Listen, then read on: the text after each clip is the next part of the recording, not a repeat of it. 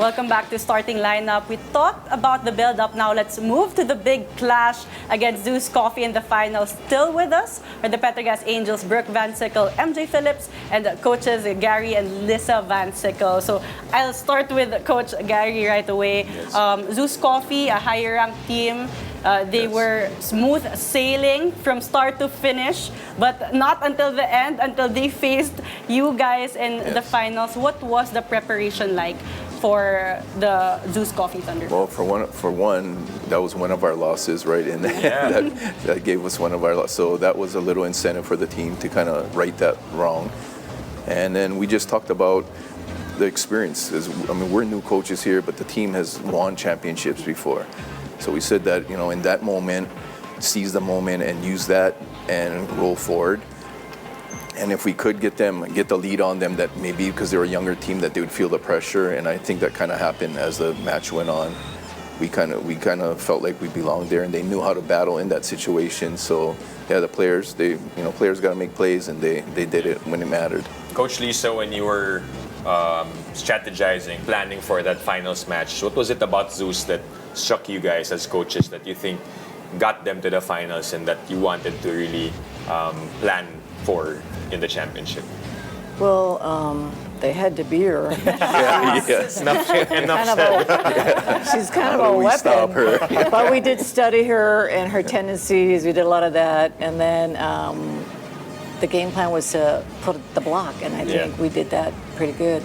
Because what did she score, like 18 points or something? Yeah, and normally she's a lot more. But that's one of already her lowest outputs in the conference. So I think we did a good job on the net with the blocking, and then you fill in the blanks after that. Then the defense is there. Yeah, they just all around they did good. We told them, you got to believe in yourself. Like it's all about confidence. And why aren't you confident? You guys are winners. I mean, right?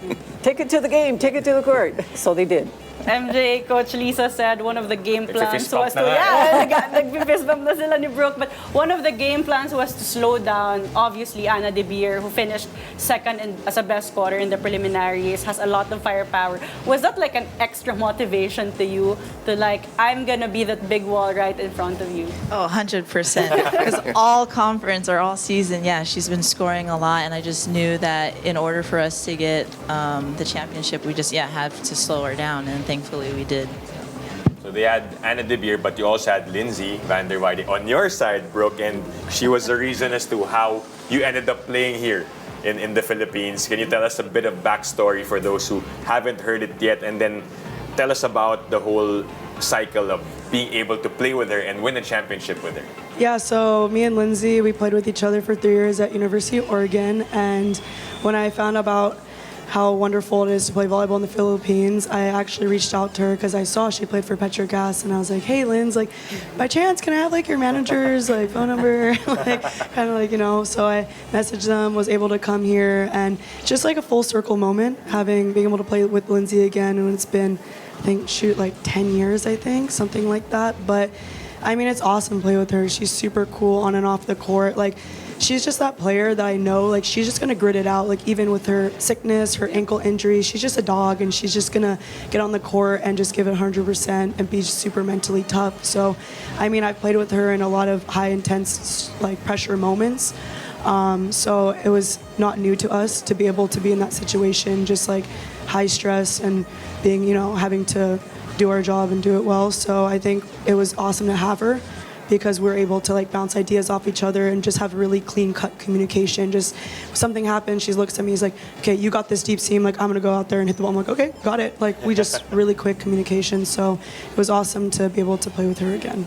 And Coach Gary, how huge was Lindsay as a reinforced player in this successful run of Petro Gazz in the Reinforced Conference? Well, like Brooke was saying, we knew she had that grit to her because they played together in college, so we saw that when they were there.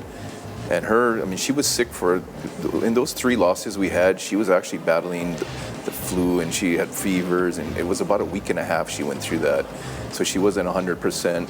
And then she went down with the ankle, and we were talking, that she's done for the rest. And then she battled through it and did all her PT, and beating that dog, she came back and finished strong. Yeah. Was putting her in the opposite position intentional, Yes. just to take away more of like the defensive, area for her? So she's a bigger block and it's less movement for that side, so she wouldn't have to pass, because passing you're moving and then you're trying to get outside to hit. So we just figured if she could just do that and get through that match, and then we said if you're feeling better, then we'll put you back on the outside.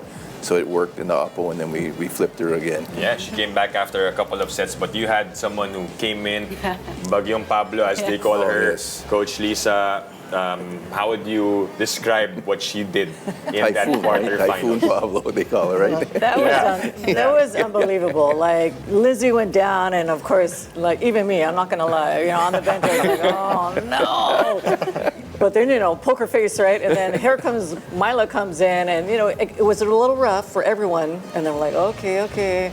And then all of a sudden, I don't know what happened when she blew up and just started doing everything was working in her favor, and it was like, wow, okay. I know she can do it. Yes. Super typhoon all of a Yeah. sudden. Yeah. I mean, Myla Pablo stepped up big definitely Yes, in she that did. game against Creamline, but Jules Tolentino was definitely a revelation here in the Reinforced Conference. Brooke, talk about Jules and just her growth in her first year as a pro. Yeah, I'd say, she's a rookie, and obviously she's young, so I think it was really good for her to be surrounded by like a lot of veterans. But I'm so proud of her to be able to step on the big stage like that and absolutely just perform really well. And one thing that's just awesome to see is like, not only does she's building confidence as it's going. I really hope like she continues to grow as a player, and her confidence like definitely is much better after winning this conference, hopefully. And just seeing her athleticism is insane. Like, she just is very technical, and sometimes I would accidentally pass balls really bad or something would happen, and there goes Jules, just absolutely saving it, just making really crazy plays at like awesome. Like, she's sliding on her knees, setting MJ. I'm like, whoa, like this girl, like she's good. And it's really awesome to be able to have a rookie setter, and being able to win a championship is absolutely huge. But I'm so proud of her, and I'm just really excited to see how the future goes with her. So Yeah, and because of the video you posted, we are expecting next conference that she will be kicking the ball, heading I it wasn't towards kidding. you. Yeah, I'm like, you see, I'm like, she's like one hand perfect. Yeah, we're gonna look forward to that in January. MJ, what challenged you the most? I guess personally, for you coming back and then playing this whole tournament, was there anything that at one point in the tournament felt so challenging for you playing? Parang natatawa sila, parang meron naisip agad eh.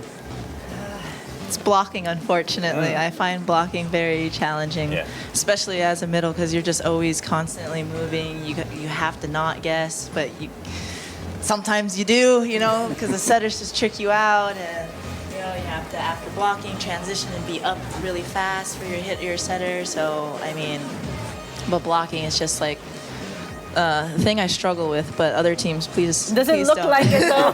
Please don't. Yeah, and you got the compliments from Coach Lisa. There you go. So, but moving forward, that's something that you want to really focus on in the next tournaments. All right, we'll have more conversations with the champs when we come back. One last part to talk about all the emotions and the celebrations with the Petro Gazz Angels. Stay tuned. You're watching Starting Line.